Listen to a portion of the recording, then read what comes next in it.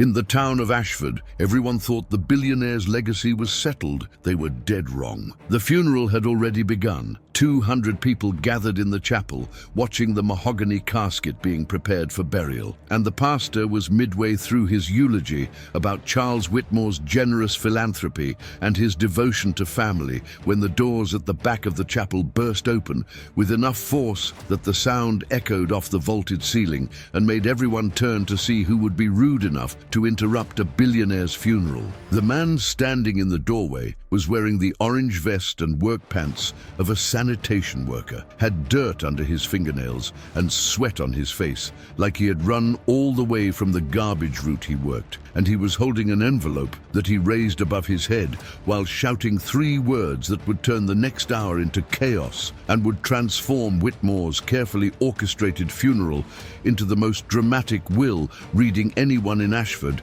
had ever witnessed. Marcus Chen, who had collected Charles Whitmore's garbage every Tuesday and Friday for 23 years, and who had never been inside the Whitmore estate or spoken more than a few words to the man whose trash he hauled away, shouted loud enough for the entire chapel to hear that they needed to stop the burial immediately, that the will being executed was a fraud, and that he had the real will in his hands, the one Whitmore had actually wanted honored, and that if they put that casket in the ground before reading what Marcus carried, then they would be burying the truth along with the body. Before we continue, hit that like button and subscribe, and tell me in the comments, have you ever been the person everyone underestimated until the moment you proved them wrong? Because this story is about what happens when the man they treated as invisible becomes the only one who knows the truth. Keep watching.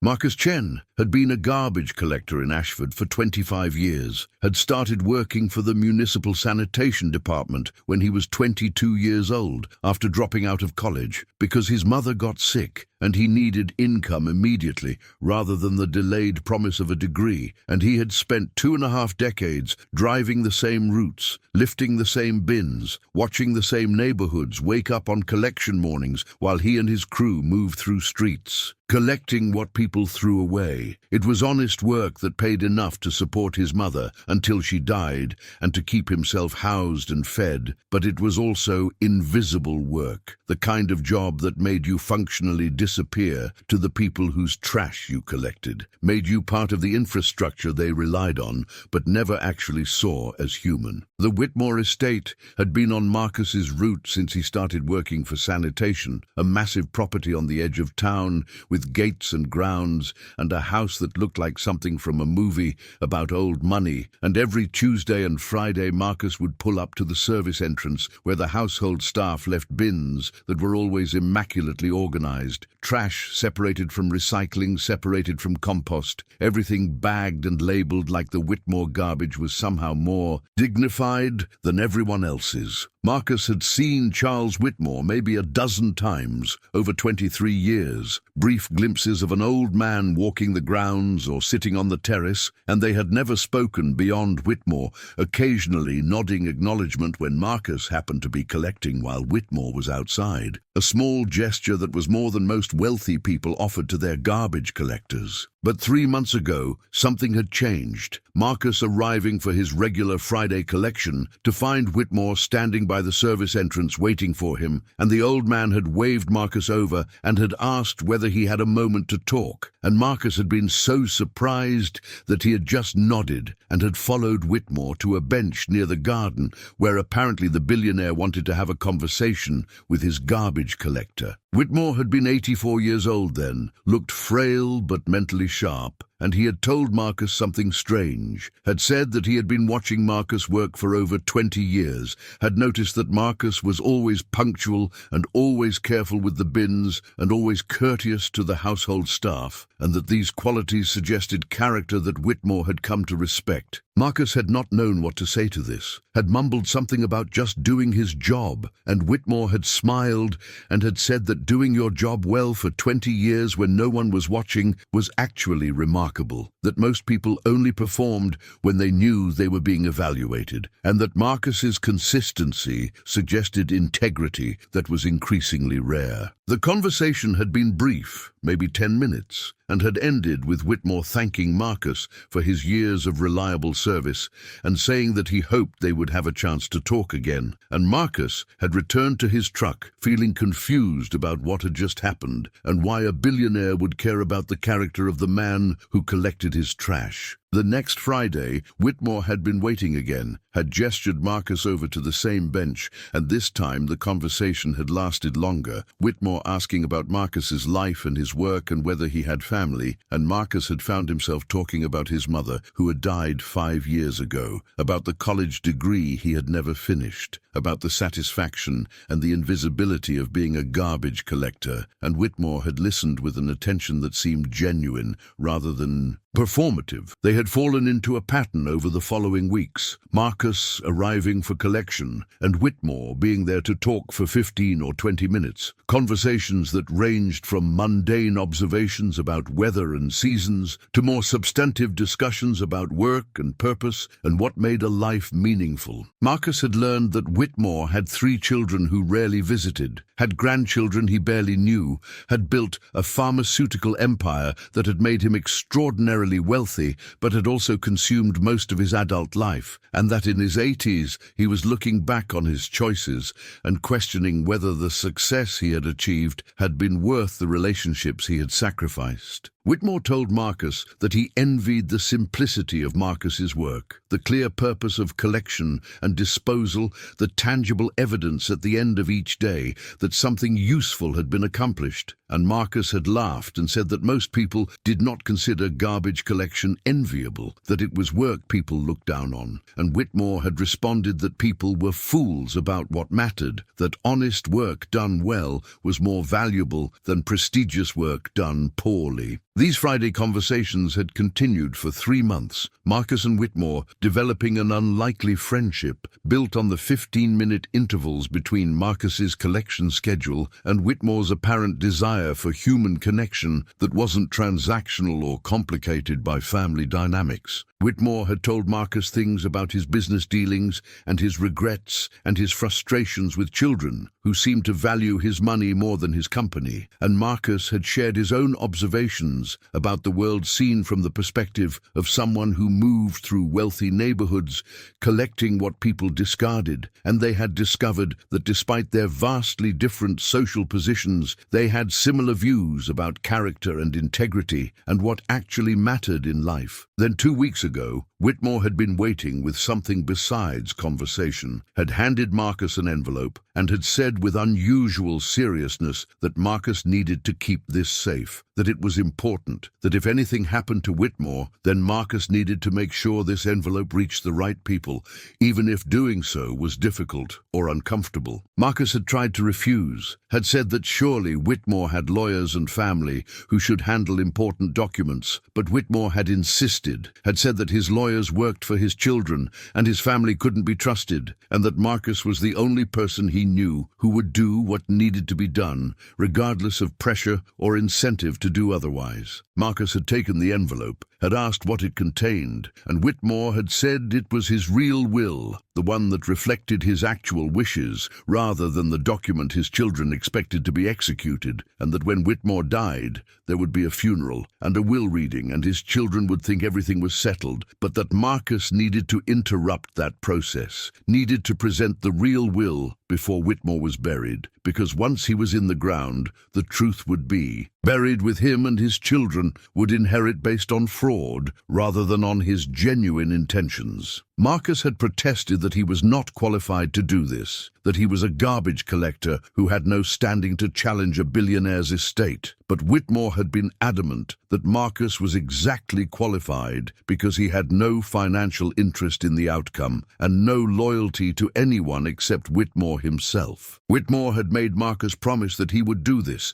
had extracted a commitment that if Whitmore died, Marcus would go to the funeral, regardless of how uncomfortable it was, and would interrupt the proceedings to present the real will. And Marcus had promised, even though he thought this was crazy, even though he couldn't imagine imagine himself bursting into a billionaire's funeral to challenge legal documents, even though every instinct told him that this was not his responsibility and not his world, and not something a garbage collector should be involved in. But Whitmore had looked at him with eyes that were desperate and certain at the same time, and had said that Marcus was the only person he could trust to do the right thing regardless of consequences, and Marcus had given his word. Whitmore died 6 days later, heart attack in his sleep, and the funeral was scheduled quickly, and Marcus had the envelope locked in a drawer in his apartment. And he spent those 6 days trying to decide whether he was actually going to keep his promise or whether he was going to let this envelope stay hidden and let Whitmore's family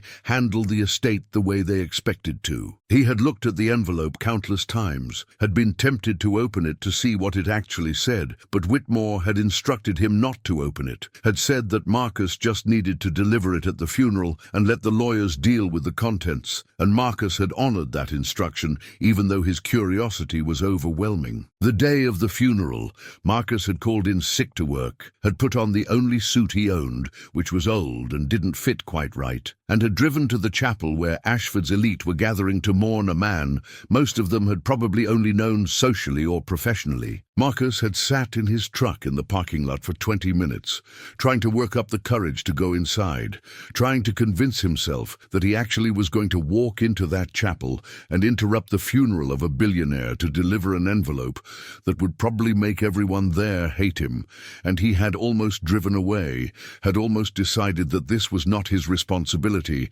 and that Whitmore's family drama was not something he needed to insert himself into. But then he had thought about Whitmore waiting by the service entrance every Friday, about their conversations that had been the most genuine human connection Marcus had experienced in years, about how Whitmore had trusted him when he apparently couldn't trust his own family, and Marcus had realized that keeping his promise mattered more than being comfortable, that if he drove away now, he would spend the rest of his life knowing he had failed someone who had believed in him. So Marcus had gotten out of his truck, had started walking toward the chapel, and then halfway there had realized he couldn't do this in his ill-fitting suit, that if he was going to interrupt a billionaire's funeral, he needed to do it as himself, as the garbage collector Whitmore had befriended, not as someone pretending to be something else. Marcus had gone back to his truck, had changed into his work uniform, the orange vest and pants he wore every day on his route, and had driven directly from the chapel to his regular collection area, had worked for 3 hours collecting garbage while the envelope sat on his passenger seat,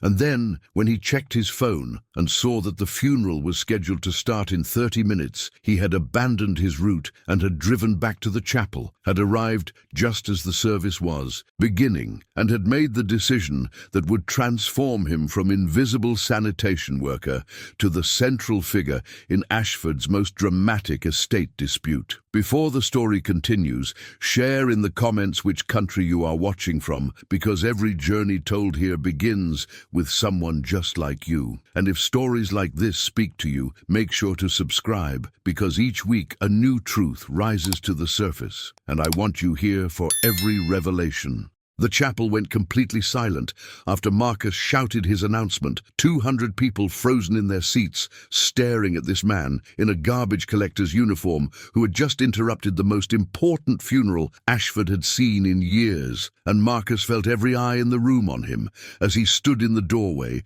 holding the envelope above his head like it was some kind of shield against the judgment he could feel radiating from the assembled mourners. The pastor had stopped mid-sentence, his mouth still open, as if the words he had been speaking were stuck in his throat. And at the front of the chapel, near the casket, Marcus could see 3 people, who he assumed were Whitmore's children, turning in their seats with expressions that moved rapidly from confusion to outrage. A man in an expensive suit stood from the front row, his face red with anger, and Marcus recognized him from photographs Whitmore had shown him as Richard, the eldest son who ran the pharmaceutical company Whitmore had built, and who apparently considered himself the rightful heir to everything his father had created. Richard's voice, when he spoke, was loud enough to carry through the chapel, but controlled in a way that suggested he was used to commanding rooms, and he demanded to know who Marcus was and and what he thought he was doing, interrupting his father's funeral with what was clearly some kind of scam or con, or attempt to exploit the family's grief for personal gain. Marcus had prepared himself for this reaction, had known that showing up in his work uniform to challenge a billionaire's will would make him look either crazy or corrupt. But hearing the accusation spoken aloud still made his stomach clench and made him question whether he should have stayed in his truck and let this family handle their business without interference from someone who collected their garbage for a living. But he thought about Whitmore's face when he had handed over the envelope, about the desperation and trust in the old man's eyes, and Marcus forced himself to walk down the center aisle toward the front of the chapel, even though every instinct told him to turn around and leave before this situation became worse. He stopped about 10 feet from the casket, close enough that Richard and the other family members could see him clearly, but far enough that he didn't feel like he was violating the sacred space where Whitmore's body lay. And he held out the envelope and said in a voice that shook slightly that his name was Marcus Chen, that he had been Charles Whitmore's garbage collector for 23 years, and that 3 months ago Whitmore had started having conversations with him during collection days. Conversations that had led to Whitmore entrusting him with this envelope and making him promise to deliver it at the funeral before the burial took place. Richard's laugh was harsh and disbelieving, and he said that his father would never have entrusted important documents to a garbage collector, that this was obviously some kind of fraud, and that Marcus needed to leave immediately before Richard called security to have him removed and possibly arrested for whatever scheme he was attempting to pull. A woman sitting next to Richard, who Marcus assumed was Richard's sister Jennifer, based on her resemblance to the photographs Whitmore had shown, said in a voice that was cold and dismissive that this was disgraceful, that their father deserved to be buried with dignity rather than having his funeral turned into a circus by some opportunist claiming to have a relationship with him that clearly never existed. Marcus felt heat rising in his face, felt the urge to defend himself against these accusations, but then he heard another voice from the front row, quieter than Richard's anger and Jennifer's contempt, and he saw a younger woman standing, someone who looked to be in her 40s, and who Marcus recognized as Caroline, Whitmore's youngest child, who he had mentioned only occasionally, and always with a tone that suggested complicated feelings. Caroline said that before they dismissed this man entirely, perhaps they should at least look at what he was carrying, that their father had been known to do unconventional things, and that if there was even a possibility that this envelope was legitimate, they owed it to their father to examine it. Richard rounded on his sister with fury, said that she was being naive, and that this garbage collector was obviously lying, but Caroline held her ground, and said that calling security would create a scene that would be far worse than taking 5 minutes to verify whether the envelope was real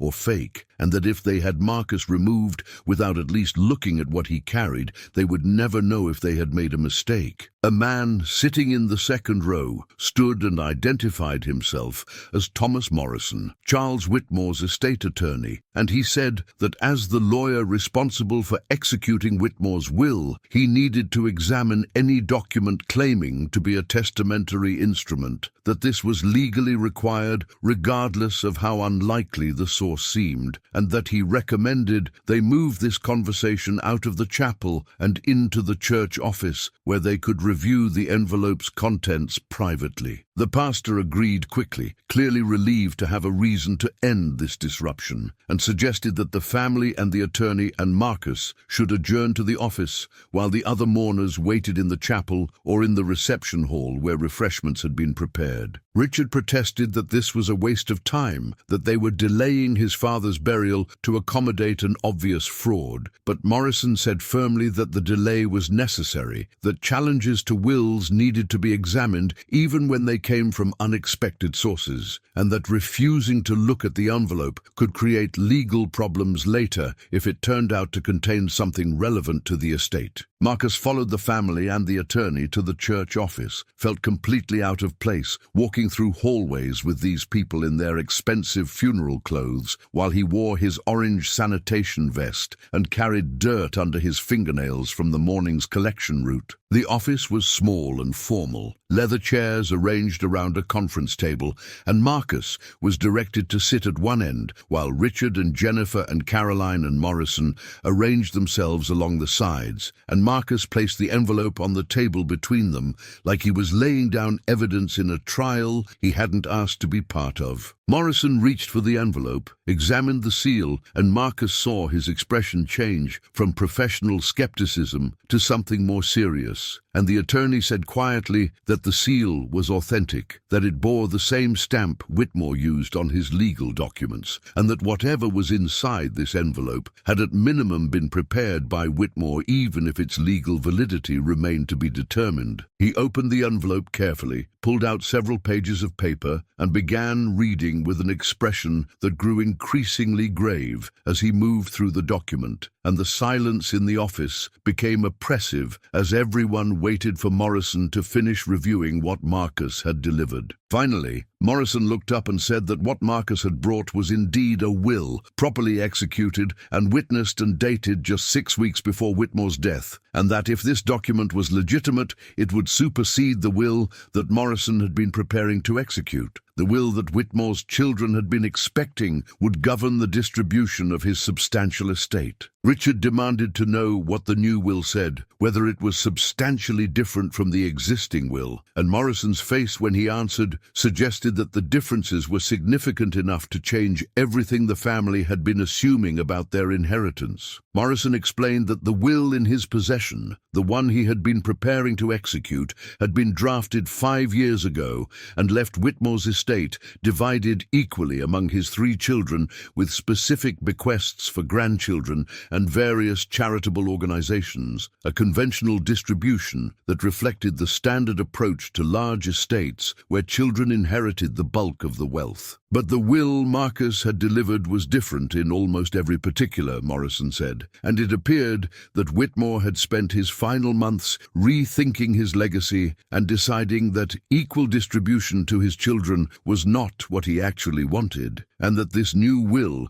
reflected priorities that were going to surprise everyone in the room. Richard said he wanted to see the will immediately, that he had a right to know what his father had written, and Morrison hesitated before sliding the document across the table, and Marcus watched Richard's face as he read, saw the color drain from it, and then return as red fury, and saw Jennifer lean over to read alongside her brother, and saw both of them react with expressions that made clear this will was not what they had expected or wanted. Caroline asked quietly what the new will said, and Richard's voice, when he answered, was shaking with barely controlled rage, saying that apparently their father had lost his mind in his final months and had written a will that was insulting and vindictive and clearly the product of diminished capacity or undue influence. Jennifer's reaction was different, less angry and more wounded, and she asked Morrison how their father could have done this, how he could have made these changes without telling them, without giving them any opportunity to discuss or understand his reasoning. And Morrison said gently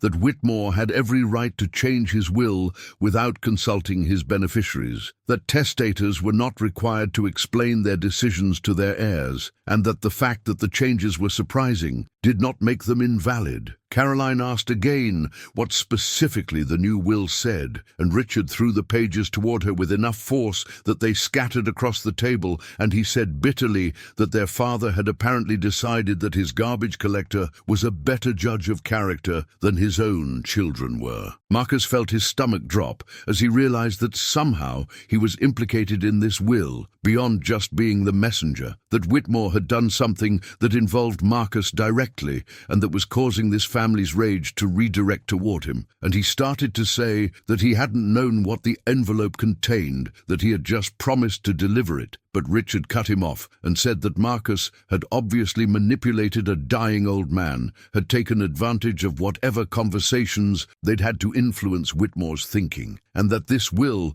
was clearly the result of undue influence that would never survive legal challenge. Morrison held up his hand for silence and said that before anyone made accusations, they needed to understand what the will actually contained, and he began reading aloud the relevant provisions, and Marcus listened with growing disbelief disbelief as he learned what Whitmore had actually written. The will stipulated that Whitmore's estate, valued at approximately $400 million, would not be divided among his children in the conventional way, but would instead be placed in a trust with very specific distribution conditions that were tied to something Whitmore called demonstrated character, which would be measured by a formula that Whitmore had spent considerable time developing. The formula, Morrison explained, was complex, but its essence was that each potential heir's portion of the inheritance would be calculated based on their behavior during the 5 years preceding Whitmore's death, with specific metrics, including number of visits to Whitmore without being asked, number of phone calls initiated by the heir rather than by Whitmore, attendance at family gatherings that Whitmore hosted, time spent with Whitmore that wasn't connected to business or financial discussions, and evidence of concern for Whitmore's well-being beyond his role as source of inheritance. Morrison said that Whitmore had documented all of these interactions meticulously, had kept records and notes and even recordings of conversations, and had created a detailed ledger showing each child's score according to his formula. Richard interrupted to say this was insane, that their father couldn't possibly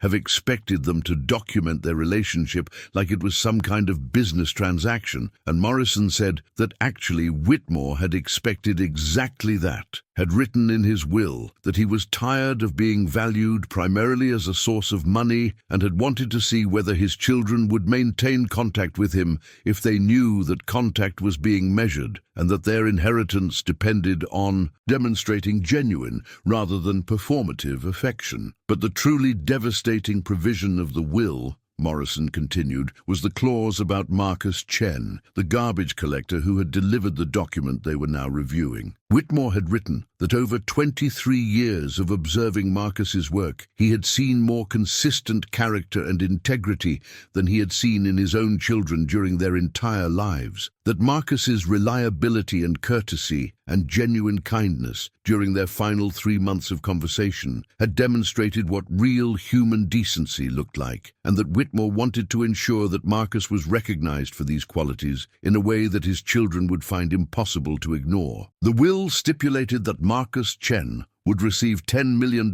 outright, no conditions or restrictions, as recognition for 23 years of reliable service and 3 months of genuine friendship, and that this bequest would be paid before any distributions were made to Whitmore's children, and that if any heir challenged Marcus's bequest or attempted to contest his character or his relationship with Whitmore, then that heir would forfeit their entire inheritance, which would instead go to charity. Caroline asked quietly what their father's scoring system had determined about their own inheritances, what the formula had calculated for each of them, and Morrison looked at his notes before answering that Richard's demonstrated character score was 18%, Jennifer's was 22%, and Caroline's was 47%, which meant that after Marcus's $10 million was paid and after charitable distributions were made, the remaining estate would be divided with Caroline receiving almost half and her siblings splitting the rest. The silence in the church office after Morrison finished reading the inheritance calculations was absolute, and Marcus sat frozen in his chair, trying to process what he had just heard, that Whitmore had left him $10 million, that this envelope he had been asked to deliver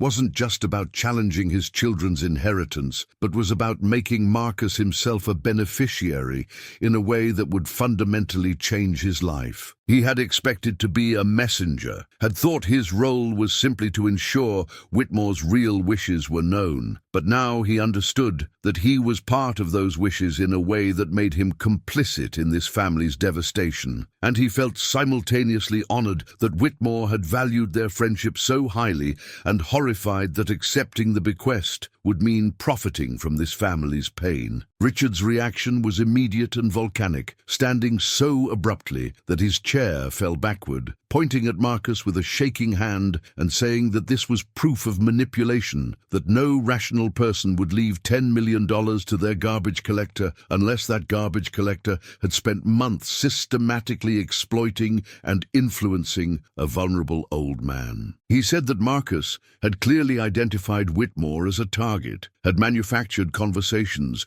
designed to create the illusion of friendship, had played on Whitmore's loneliness and his disappointment with his family, and had convinced him to write a will that benefited Marcus at the expense of Whitmore's actual children, who deserved his estate regardless of whatever scoring system he had invented. Jennifer's response was more controlled but equally hostile, saying that the timing was suspicious, that Whitmore had apparently befriended his garbage collector and completely restructured his estate in just 3 months, and that this acceleration from stranger to heir suggested predatory behavior rather than genuine relationship. She said that Marcus had clearly understood that Whitmore was elderly and possibly vulnerable, had taken advantage of whatever receptiveness the old man showed, and had manipulated him into believing that a few brief conversations represented meaningful friendship, when in reality, Marcus had been running a calculated con designed to extract money from someone who was isolated and desperate for connection. Marcus tried to speak, tried to explain that he hadn't known about the will, that he had just been talking to Whitmore because the old man seemed lonely and because their conversations had been interesting. But Richard shouted over him, saying that of course Marcus would claim ignorance, that the manipulation only worked if Whitmore believed the friendship was genuine, and that Marcus's protestations of innocence were exactly what you would expect from someone who had successfully executed this kind of exploitation. Jennifer said they would be challenging the will immediately, that they would prove Marcus had exercised undue influence, and that they would ensure he didn't receive a single dollar of money he had stolen from their father through emotional manipulation. Caroline had been quiet through her siblings' outburst, sitting with her hands folded on the table, looking at the pages of the will scattered between them, and when she finally spoke, her voice was calm in a way that made everyone else in the room stop and listen. She said that perhaps, before they accused this man of manipulation, they should ask themselves why their father had felt the need to befriend his garbage collector in the first place, why someone with 3 children and 8 grandchildren had turned to a stranger for the kind of human connection he apparently wasn't getting from his own family, and whether the scores their father had calculated for each of them might actually reflect the truth about how they had treated him in his final years. Richard turned his fury on his sister,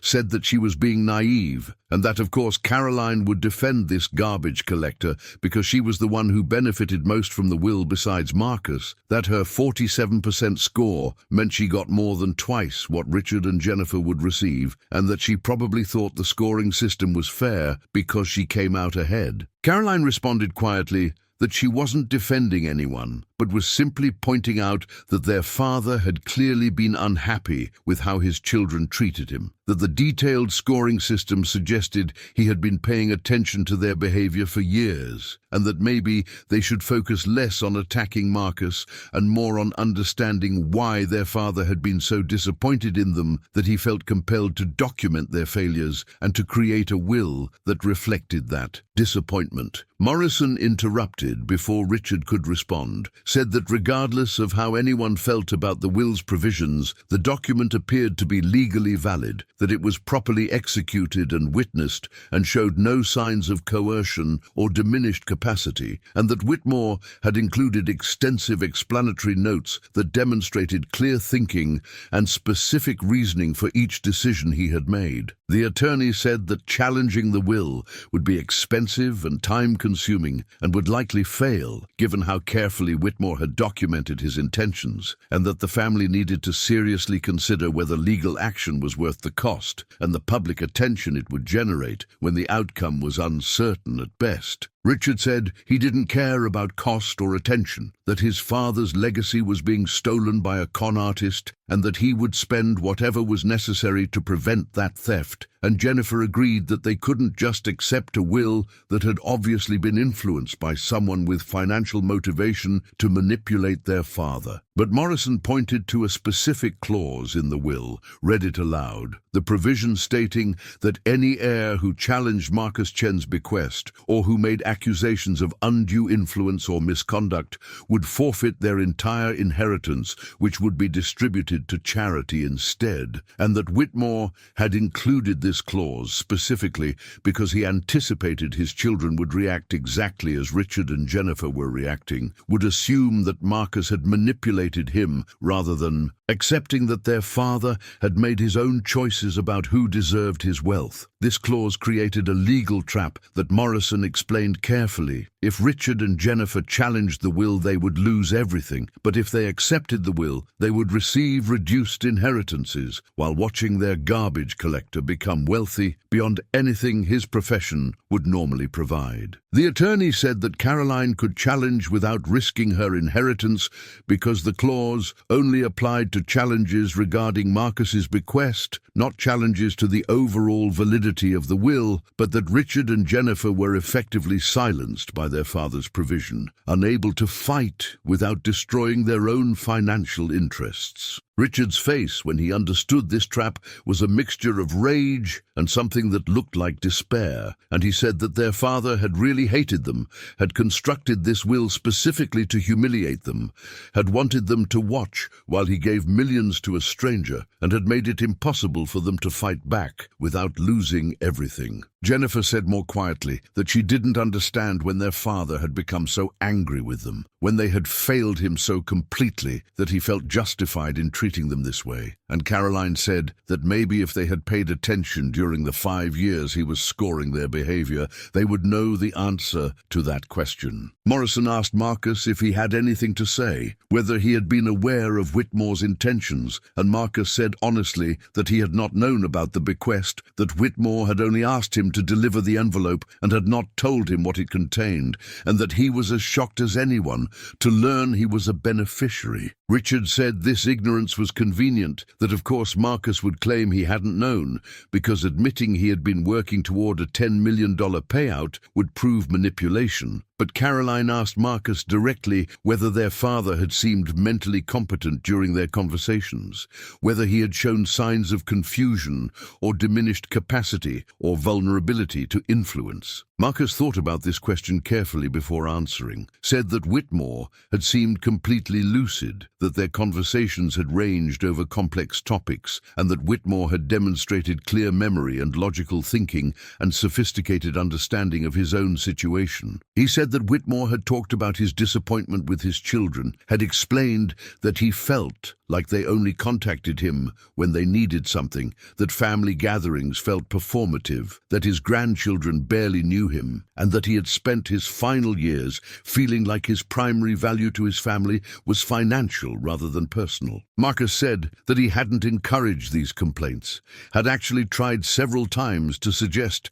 that maybe Whitmore's children were just busy and that family relationships were complicated. But Whitmore had shown him documentation, had pulled out calendars and phone records and notes about interactions that demonstrated patterns he had been observing for years. Marcus said that Whitmore had told him that he wished his children visited as reliably as his garbage collector did, that Marcus showed up every Tuesday and Friday without fail and treated the work with care and attention, and that this consistency was something Whitmore apparently valued more than his children understood. Jennifer asked why Whitmore would choose to confide in a garbage collector rather than in friends or other family members or a therapist. And Marcus said he had wondered the same thing, and Whitmore had explained that Marcus was safe to talk to precisely because he had no connection to Whitmore's social circle or his business or his family, that Marcus had no agenda beyond collecting garbage, and that this made him perhaps the only person in Whitmore's life who would listen without judgment or ulterior motive. Marcus said he hadn't been trying to befriend a billionaire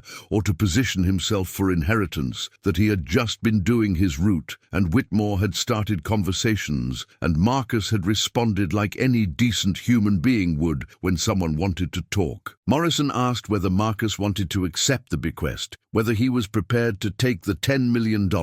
knowing it would make him permanently hated by Whitmore's children, and Marcus said he honestly didn't know that $10 million was more money than he had imagined having in his entire lifetime, but that accepting it felt wrong when it was causing this much family pain. Caroline said that the money was Marcus's, regardless of whether he felt comfortable taking it, that their father had made his decision and had the right to distribute his wealth however he chose, and that Marcus shouldn't feel guilty for being valued by someone who felt undervalued by his own children. Richard said bitterly that this was easy for Caroline to say, since she was getting nearly half of what remained after Marcus's payout, that her 47% score meant she was profiting from their father's scoring system, while Richard and Jennifer were being punished for behavior that was normal for adult children with their own lives and families. Caroline responded that if Richard thought 18% was normal, then he was proving their father's point, that Richard had apparently spent 5 years barely visiting and rarely calling and treating their father like an obligation rather than a person, and that an 18% score was generous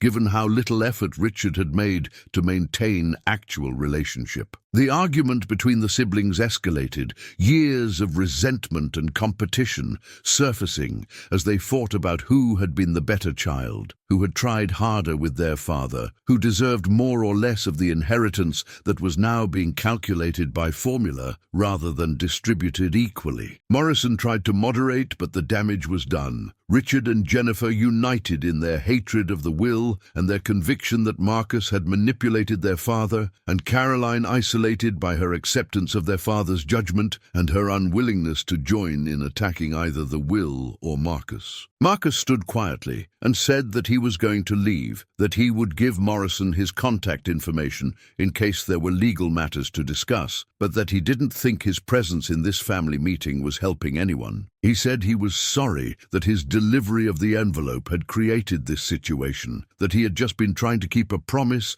to someone who had asked for his help, and that he hoped the family would find a way to resolve their differences without destroying each other in the process. Richard said that Marcus could pretend to be noble, but that everyone in the room knew he had manipulated their father and that justice would eventually catch up with him. And Jennifer said that even if they couldn't challenge his bequest legally, they would make sure everyone in Ashford knew what kind of person Marcus was, what kind of con he had run on a vulnerable old man. Caroline walked Marcus to the door, said quietly that she was sorry about her siblings' accusations, that she believed Marcus had been a genuine friend to her father, and that she hoped he wouldn't let Richard and Jennifer's anger prevent him from accepting what her father had wanted him to have. She said that her father had clearly valued Marcus's character and had wanted to reward consistency and kindness that his own children hadn't managed to provide, and that accepting the bequest would honor her father's wishes rather than betraying them. Marcus thanked her but said he still wasn't sure what he would do. The $10 million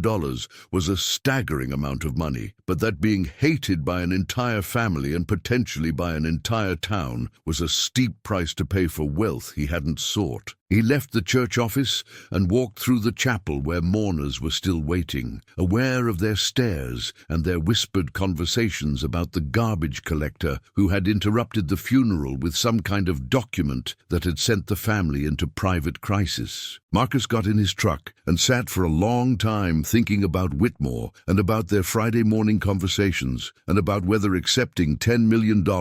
would make those conversations feel retroactively transactional, would taint the memory of what had seemed like genuine friendship with the suspicion that Marcus had been unconsciously working toward exactly this outcome. He drove back to his apartment, called his supervisor to explain why he had abandoned his route, and spent the rest of the day trying to understand what had just happened and what he should do next. His phone started ringing within hours. Reporters who had somehow learned about the interrupted funeral and wanted statements about the garbage collector who was inheriting millions, and Marcus ignored all of them, turned off his phone and sat in silence trying to remember exactly what Whitmore had said when he handed over the envelope, whether there had been any indication that Marcus was more than just a messenger. 3 days later, Morrison called Marcus's number, left a message saying they needed to meet to discuss the estate and Marcus's decision about the bequest, and Marcus called back and agreed to come to Morrison's office, though he still hadn't decided what he would say about whether he would accept the money. He drove to the office in his work uniform,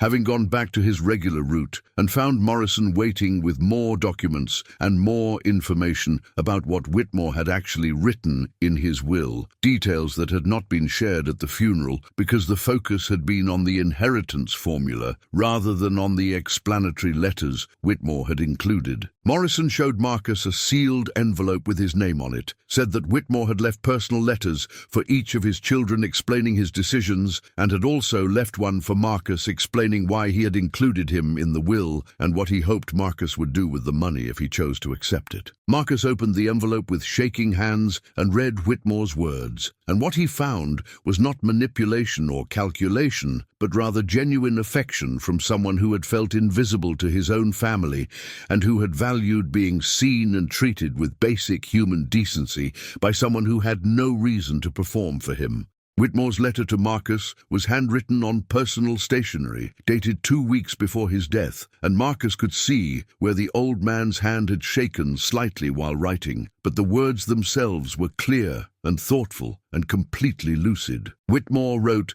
that if Marcus was reading this letter, it meant he had kept his promise to deliver the envelope at the funeral, that he had endured what must have been terrible discomfort and hostility to honor his commitment, and that this reliability was exactly what Whitmore had valued during their 3 months of Friday morning conversations and during the 23 years of punctual garbage collection that had preceded them. The letter explained that Whitmore had not befriended Marcus with the intention of including him in his will, that the bequest had been decided later, after Whitmore realized that his conversations with his garbage collector were more genuine and more satisfying than most of his interactions with his own children, and that this realization had forced him to confront some uncomfortable truths about what he had valued and what his children had become. Whitmore wrote that he had spent his life building wealth and had assumed his children would appreciate both the financial security he provided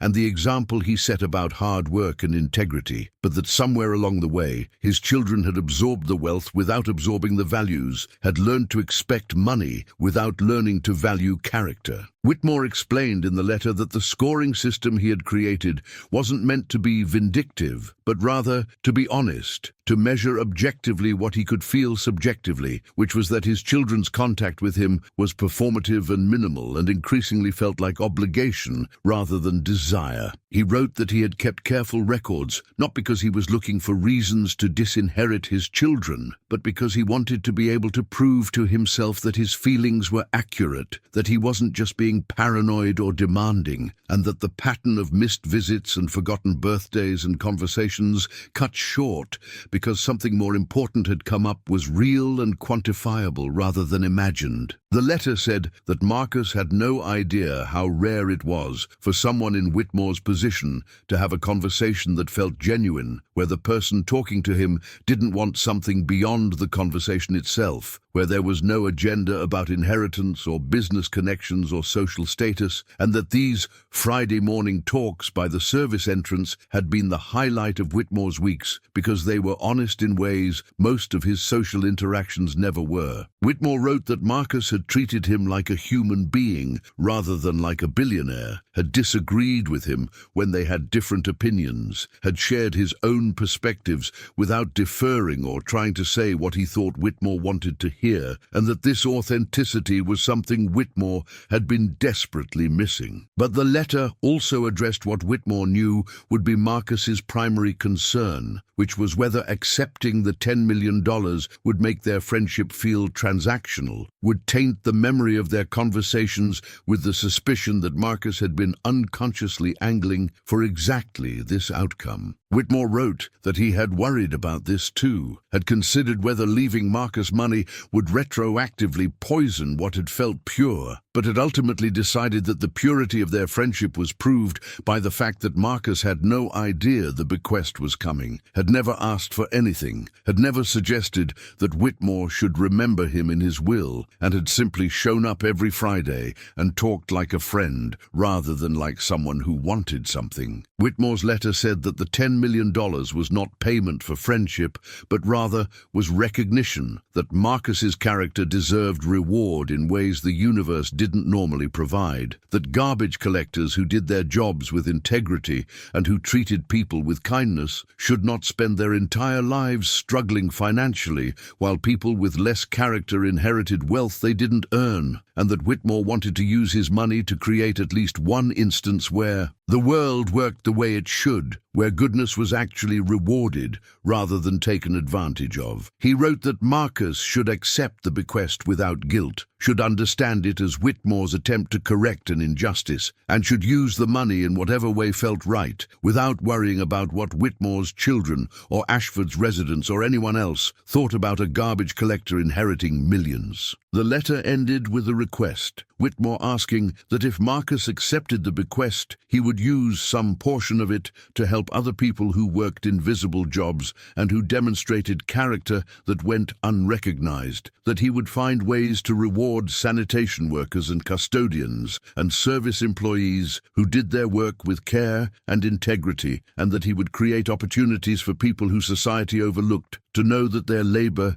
and their character mattered to someone beyond the people who paid the minimum wage. Whitmore wrote that his children would probably never understand why he had left money to his garbage collector, would interpret it as dementia or manipulation or vindictiveness, but that he hoped Marcus would understand it as what it actually was, which was gratitude from someone who had felt invisible to his own family and who had been seen and valued by a stranger. Marcus sat in Morrison's office reading this letter multiple times, feeling tears on his face that he didn't try to hide, and when he finally looked up at the attorney, he said that Whitmore had been wrong about one thing, which was that his friendship had been pure, because Marcus had actually gained enormously from their conversations, even before knowing about any inheritance, had looked forward to Friday mornings in ways he hadn't looked forward to work in years, and had felt valued and interesting and smart in ways his normal life didn't typically provide. He said that Whitmore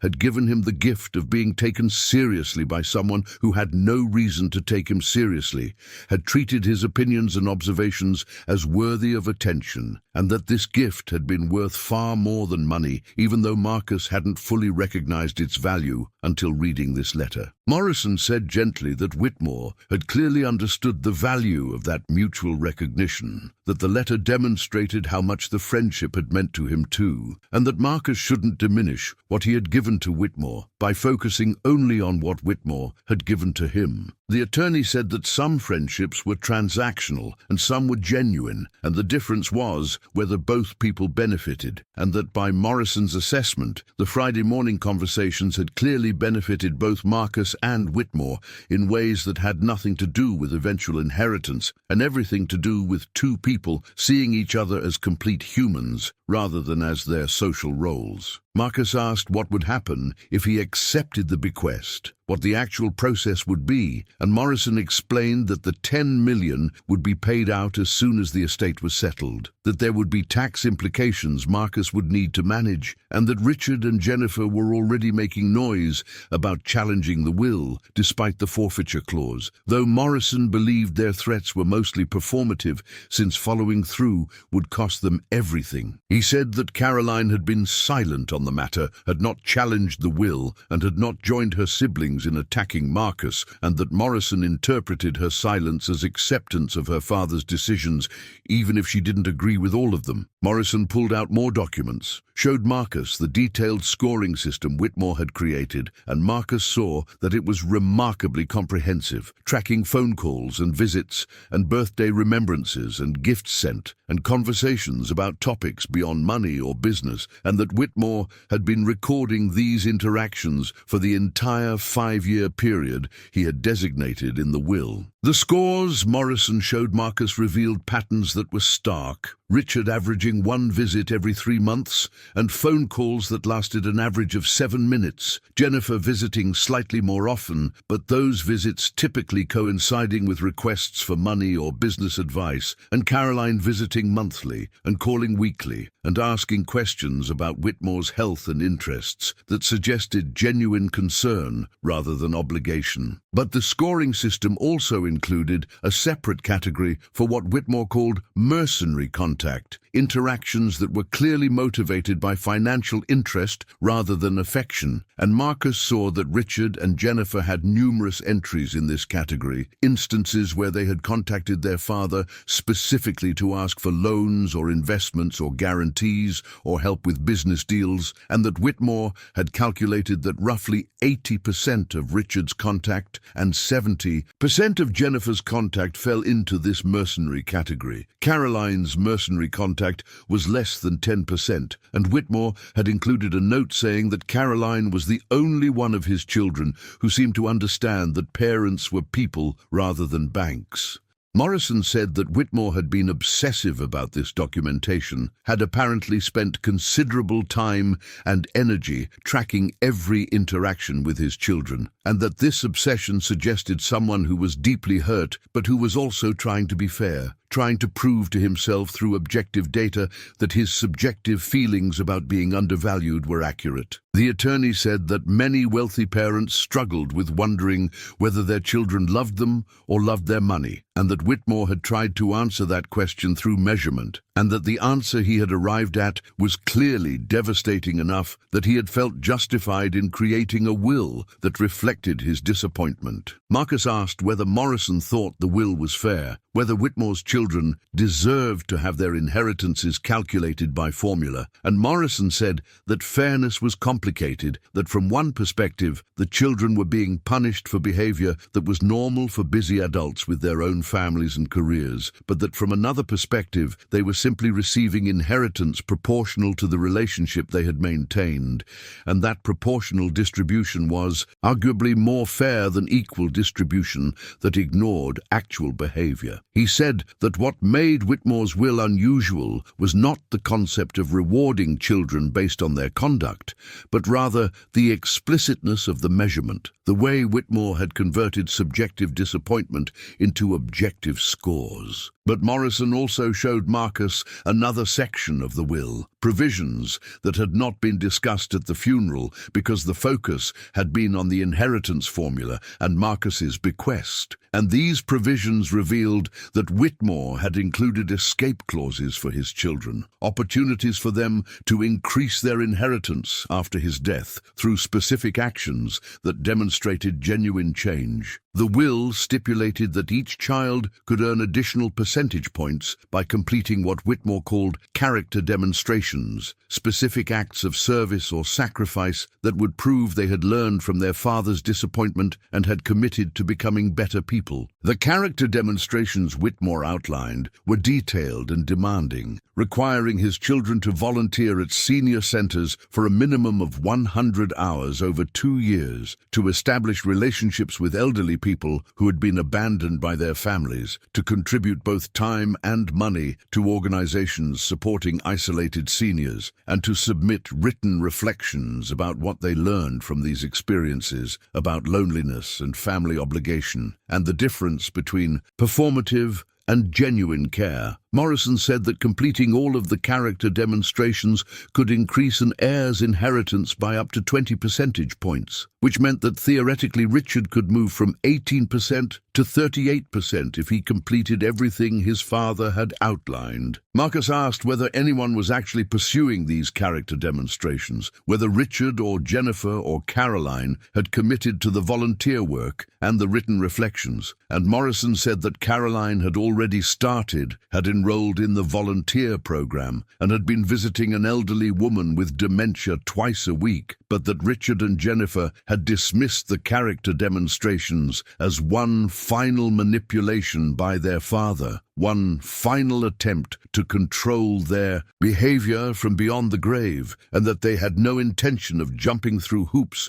for money they believed they should have inherited without conditions. The attorney said this refusal to engage with the character demonstrations was probably the saddest part of the entire situation, that Whitmore had created these opportunities specifically because he wanted to believe his children could change, that he had hoped they would see the value in connecting with isolated seniors and would understand through that work why their father had felt so abandoned, but that Richard and Jennifer's immediate rejection suggested they had learned nothing from the will and would continue living exactly as they had been, prioritizing everything except the relationships that actually mattered. Morrison asked Marcus again whether he had decided about accepting the bequest, said that the estate needed to move forward and that Marcus's decision affected the timeline, and Marcus said that he had decided yes, that he would accept the $10 million, that Whitmore had made clear in his letter that acceptance was what he wanted, and that refusing the money would be rejecting Whitmore's judgment and his gratitude. He said that he would follow Whitmore's request to use some portion of the money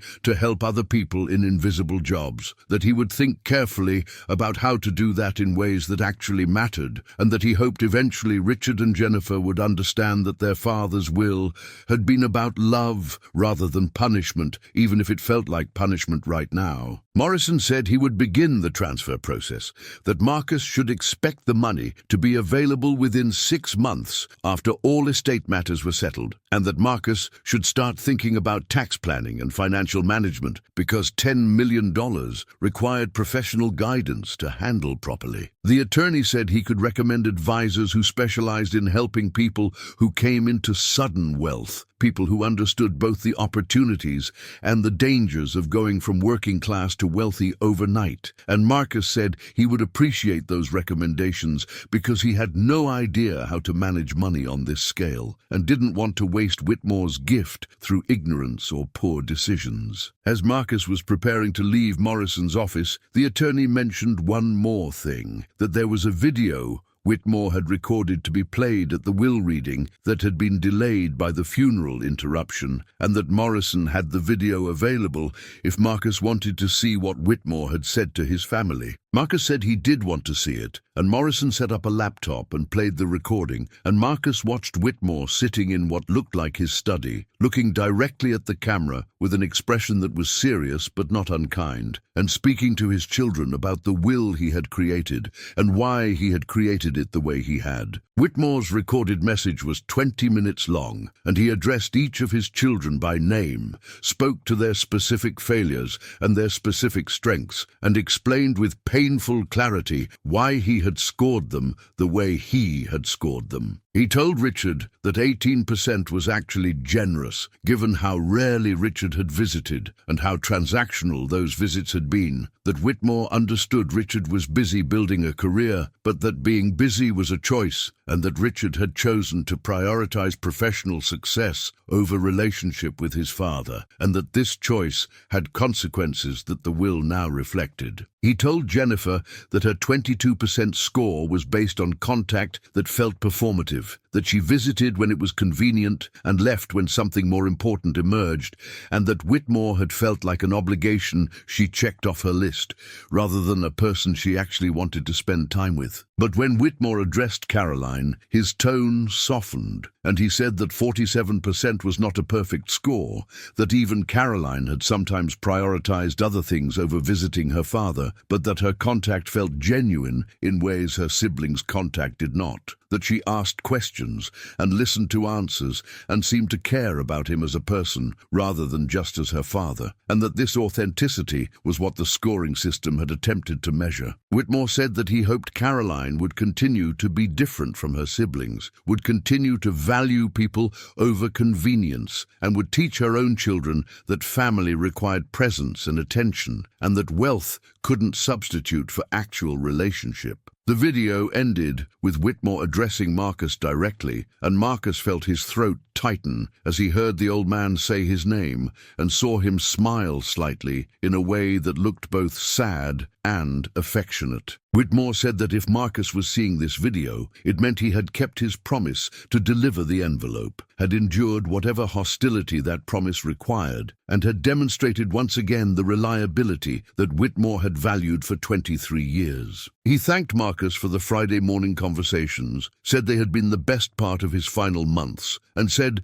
that he hoped Marcus would accept the bequest without guilt and would understand it as recognition that consistency and kindness and basic human decency deserved reward in a world that too often overlooked these qualities in favor of flashier but less valuable traits. Marcus left Morrison's office with his decision made and with Whitmore's words echoing in his mind, and he drove back to his apartment thinking about how his life was about to change and about whether he would be able to stay the same person Whitmore had valued now that he would no longer be a garbage collector living paycheck to paycheck. He thought about Whitmore's request to help other invisible workers, about finding ways to reward people who did their jobs with integrity, and he started forming ideas about what that might look like, about scholarships and grants and recognition programs that would acknowledge that character mattered regardless of profession. The news about Marcus's inheritance spread through Ashford within days, local reporters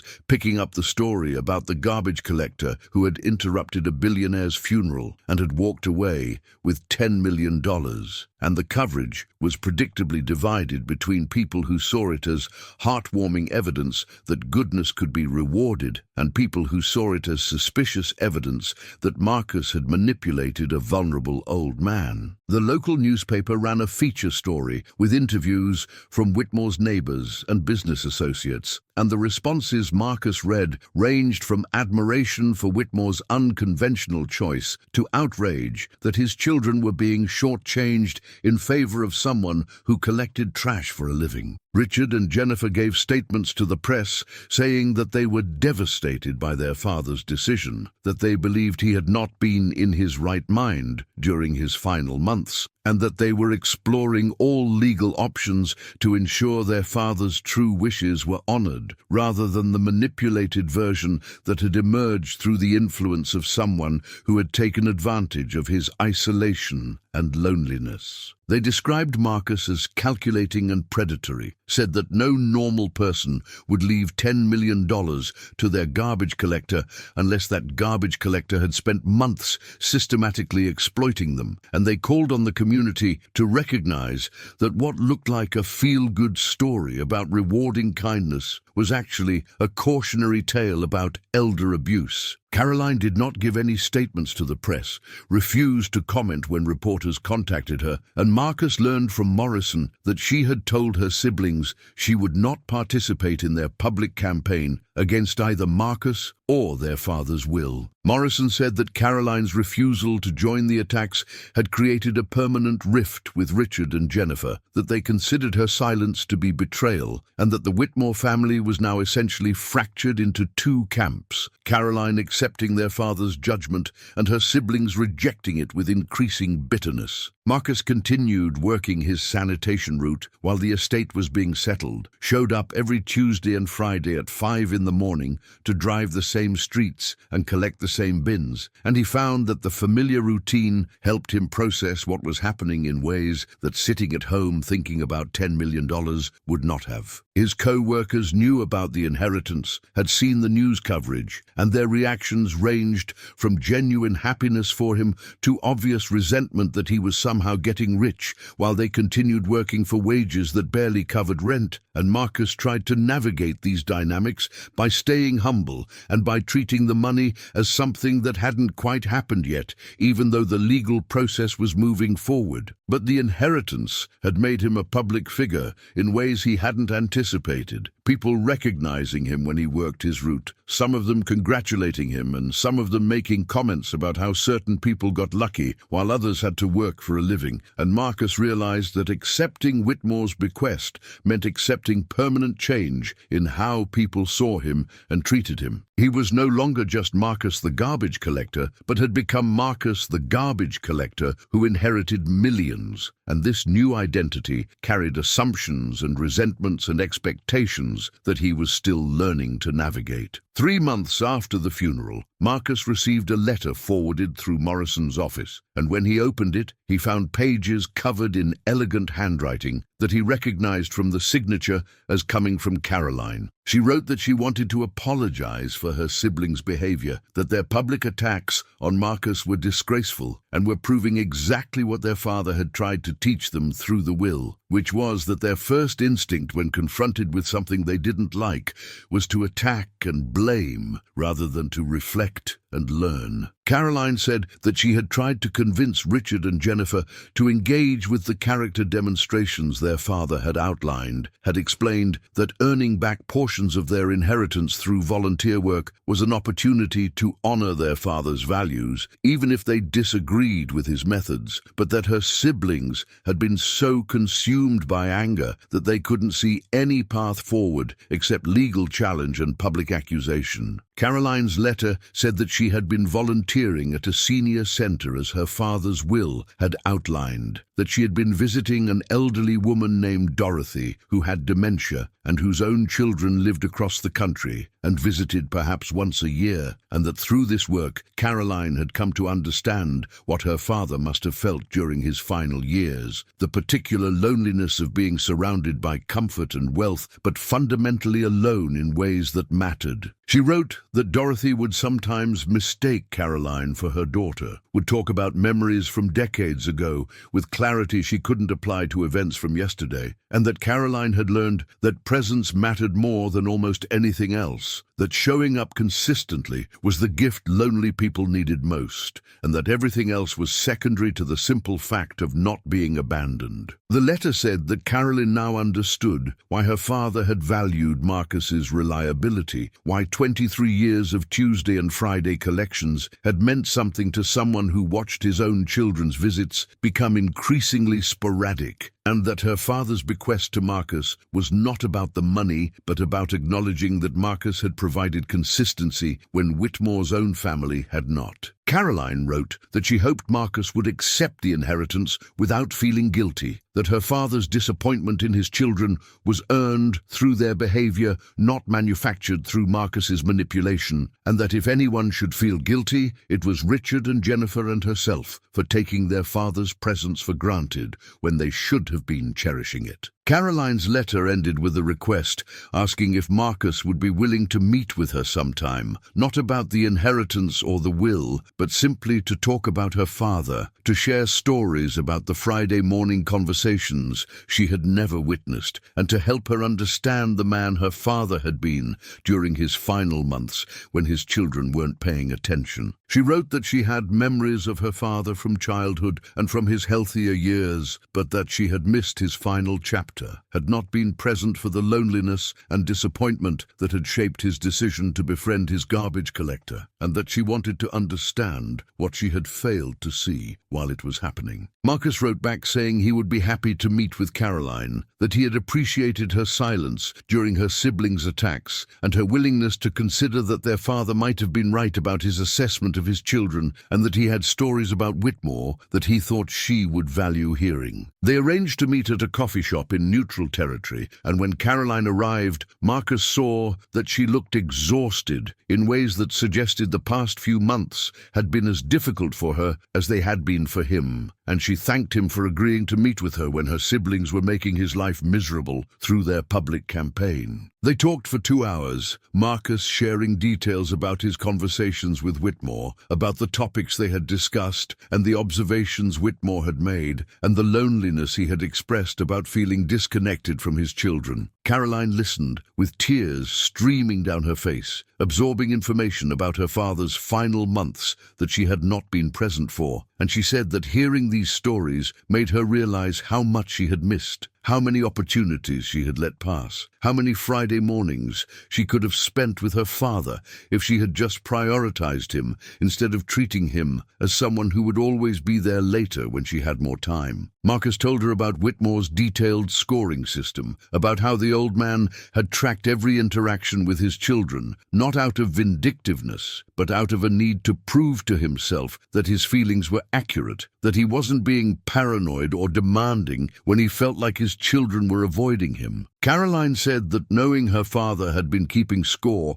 made her sick with regret, that if she had known she was being evaluated, she would have visited more and called more and made more effort, and Marcus said gently that this was exactly why Whitmore hadn't told his children about the scoring, that he had wanted to measure their authentic behavior rather than their performance after being told they were being watched. Caroline asked whether Marcus thought her father had been too harsh in his judgment, whether the scoring system had accurately reflected who his children were, or whether it had been colored by disappointment that made normal behavior seem worse than it actually was. Marcus thought carefully before answering, said that he couldn't judge whether the scores were fair because he had only heard Whitmore's perspective, but that Whitmore had seemed genuinely hurt rather than vindictive, had seemed like someone who had spent years hoping his children would prioritize him, and who had finally accepted that they wouldn't, and that the will had been his attempt to acknowledge reality rather than to punish behavior. They talked about the character demonstrations, about Caroline's volunteer work with Dorothy, and about what she was learning from spending time with someone whose family had essentially abandoned her. Caroline said that the work was harder than she had expected, that watching Dorothy's loneliness and confusion and occasional clarity about being forgotten by her children was like watching a preview of what her father must have experienced, and that she wished she had understood this before he died, wished she had recognized the patterns earlier and had changed her behavior when it would have mattered. Marcus said that regret was natural but also potentially paralyzing, that Caroline couldn't change what had already happened, but could use what she had learned to live differently going forward, and that her father's will had been designed not just to punish, but to teach, to create opportunities for his children to become better people even after his death. Caroline asked what Marcus planned to do with the $10 million, whether he had thought about Whitmore's request to help other invisible workers, and Marcus said that he had been developing ideas but hadn't finalized anything yet, that he wanted to be thoughtful about how to honor Whitmore's wishes, while also creating something that would actually make a difference. He said he was thinking about establishing scholarships for people who worked service jobs and wanted to pursue education, about creating grants for sanitation workers and custodians and other overlooked laborers who demonstrated exceptional character in their work, and about finding ways to recognize and reward people who society typically ignored despite their contributions. Caroline said this sounded exactly like what her father would have wanted, that he had always believed character should be rewarded regardless of profession, and that creating opportunities for invisible workers to improve their situations was probably the best way to honor both Whitmore's memory and his values. She offered to help Marcus develop these programs, said that she had experience with non-profit work and grant administration through her involvement in various charitable organizations, and that she would be honored to help ensure her father's money was used in ways that reflected his priorities rather than her siblings' resentment. Marcus accepted her offer, said that he would need help navigating the world of charitable foundations and grant programs, and that having Caroline's involvement would both honor Whitmore and hopefully demonstrate to her siblings that their father's will had created opportunities for good, even if it had also created family conflict. They agreed to meet regularly to develop the programs, to work together on creating something that would benefit people who worked invisible jobs and who demonstrated the kind of reliability and integrity that Whitmore had valued in Marcus. As they were preparing to leave the coffee shop, Caroline said one more thing, that she wanted Marcus to know that she didn't believe he had manipulated her father, that everything she had learned about their friendship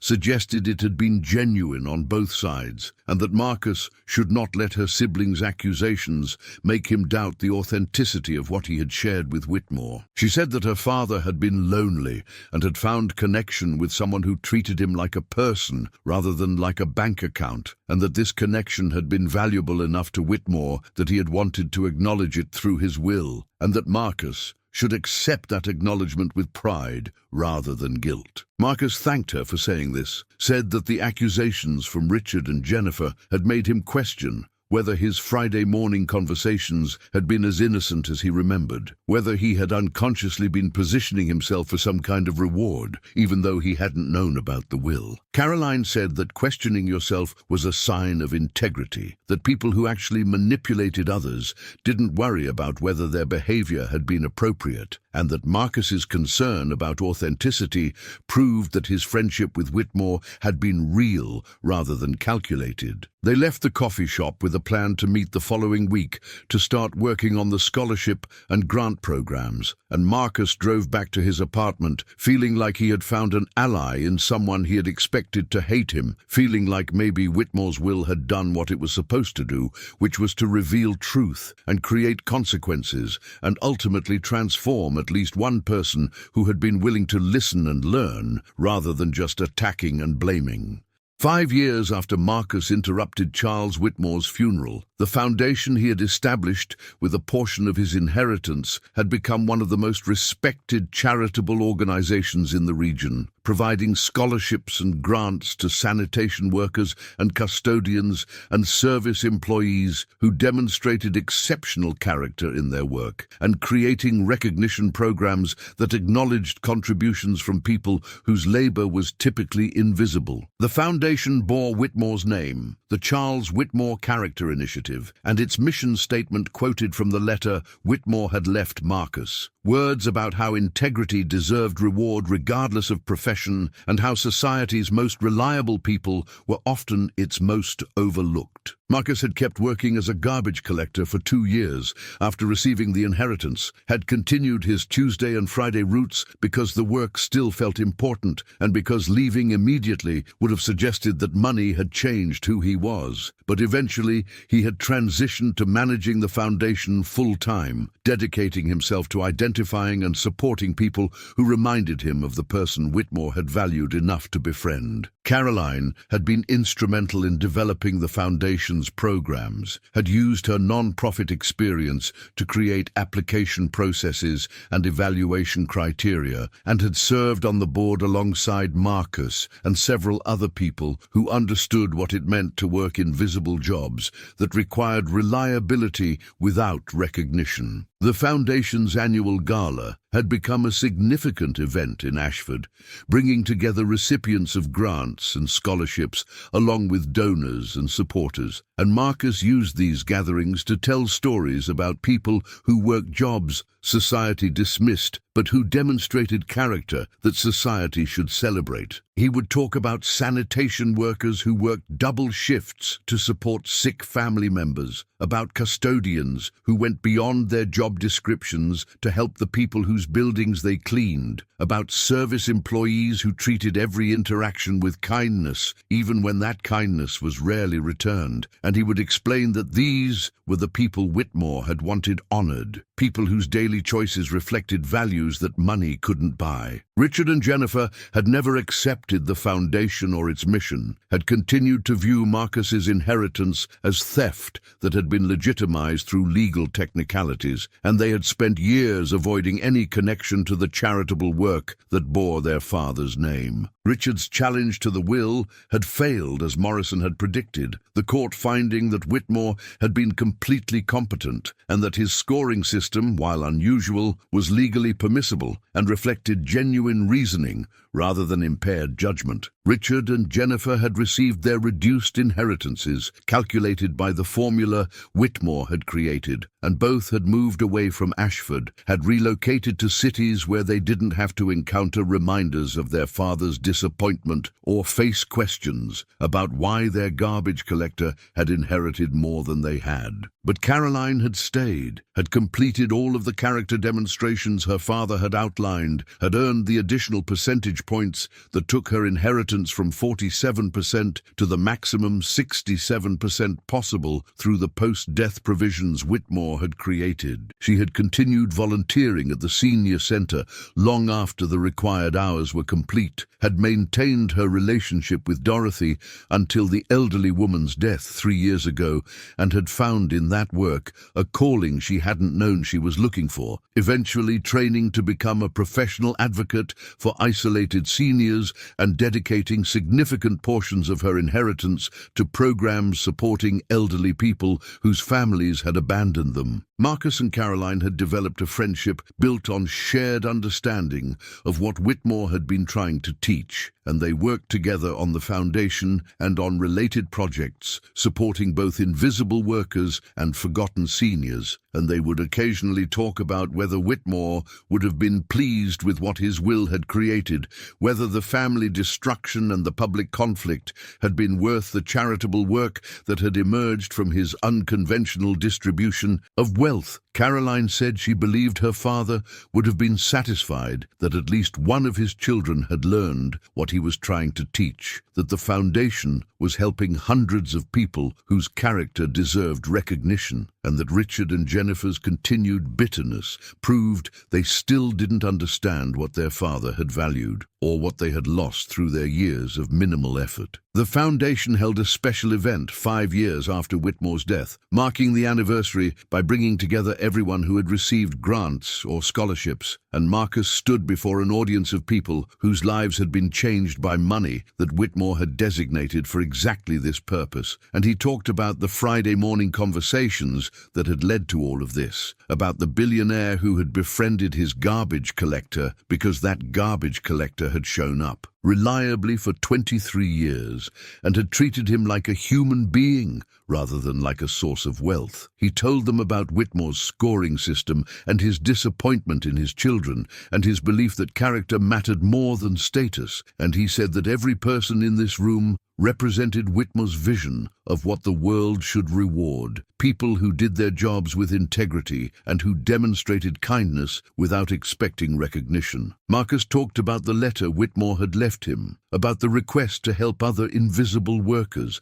and about how the foundation had tried to honor that request by creating opportunities for people who worked sanitation and custodial and service jobs to pursue education or start businesses or receive recognition for contributions that typically went unnoticed. He said that Whitmore had given him $10 million,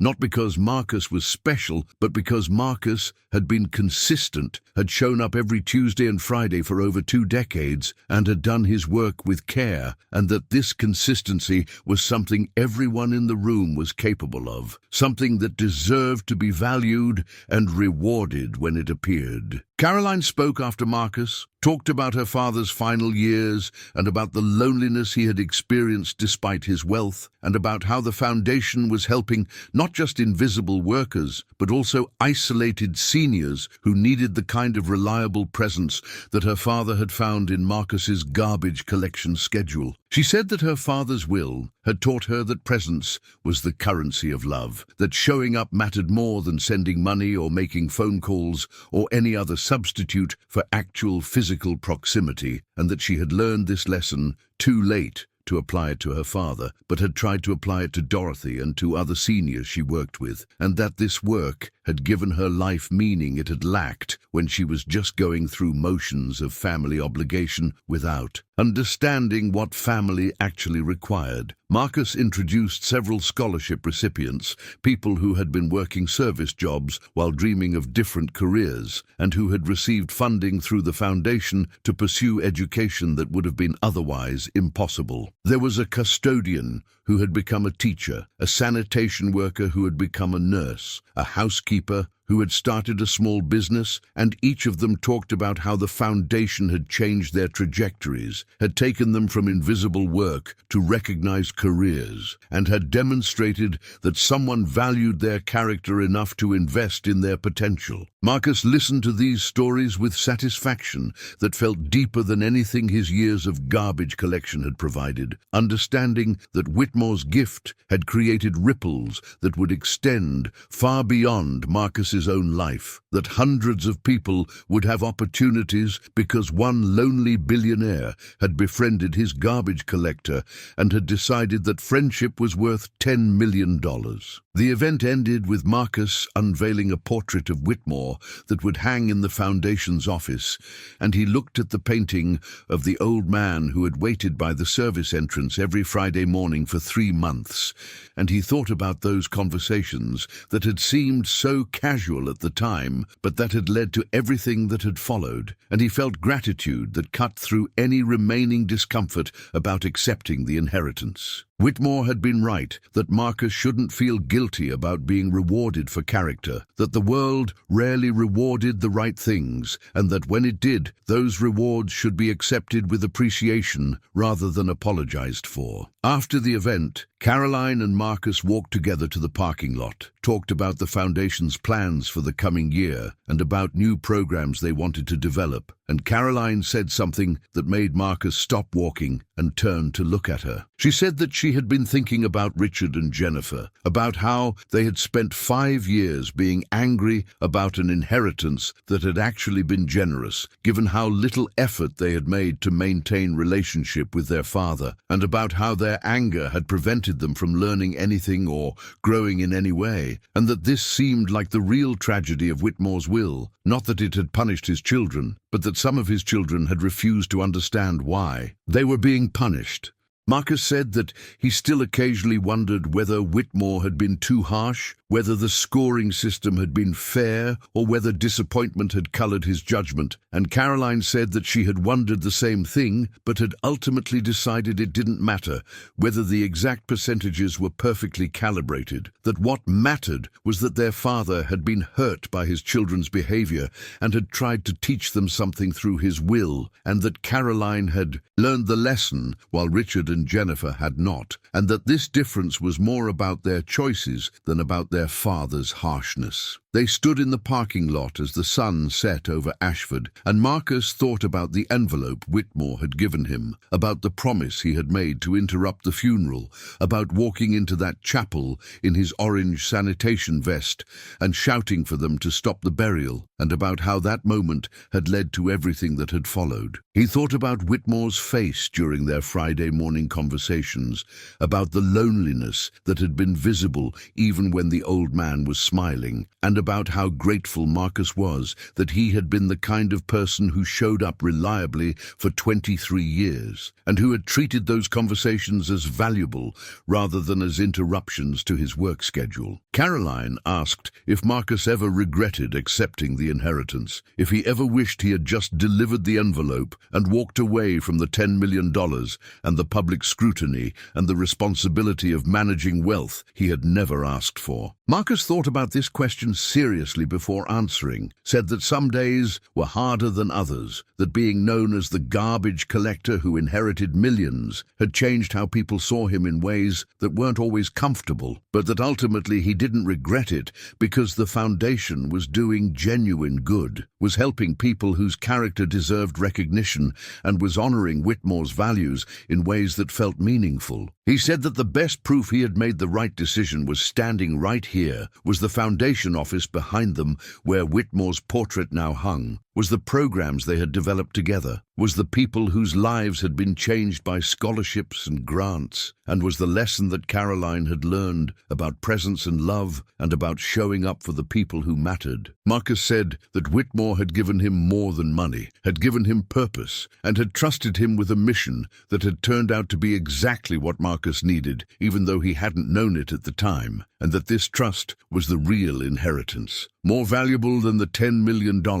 even though the money had been necessary to accomplish what the trust had made possible. 5 years after interrupting a billionaire's funeral, Marcus understood that the envelope he had been asked to deliver had contained more than just a will, had contained a challenge about what society valued and who deserved reward, and whether invisible work done with integrity mattered as much as prestigious work done carelessly. Whitmore's answer to that challenge was documented in the foundation that bore his name. shame, in the hundreds of people who had been helped, and in the ongoing demonstration that a garbage collector's character could matter just as much as a billionaire's wealth, and that sometimes the person everyone overlooked turned out to be the person who understood best what actually mattered. Before you go, subscribe to the channel so you never miss the next story, because each week a new hidden truth rises to the surface, and I want you with me for every twist.